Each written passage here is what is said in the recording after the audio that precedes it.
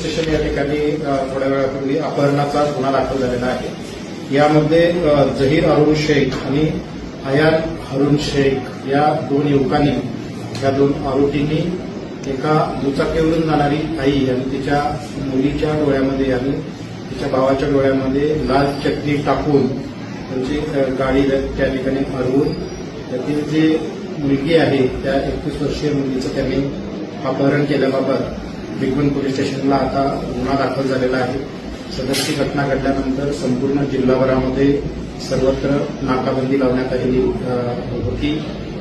तसेच काही टीम यासाठी रवाना करण्यात आलेल्या आहेत. विविध टोलनाके आणि रस्त्यावर असलेल्या नाकाबंदी याच्यातून या दोन्ही आरोपीचा शोध घेण्याचा प्रयत्न सध्या बिगबन पोलीस ठाणे करीत आहे. ही घटना कधी आणि कुठं घडली सर? ही घटना आज सायंकाळी 4 वाजता बिगबन पोलीस स्टेशनच्या हद्दीमध्ये घडलेली आहे. सर, या आरोपींचा सततच उपद्रव होतोय असं का लोकांमध्ये बाहेरच्या चर्चा आहे? सतत उपद्रव त्यांचं रेकॉर्डवर तर तसं काही आता आम्हाला चेक करावं लागेल, पाहावं लागेल.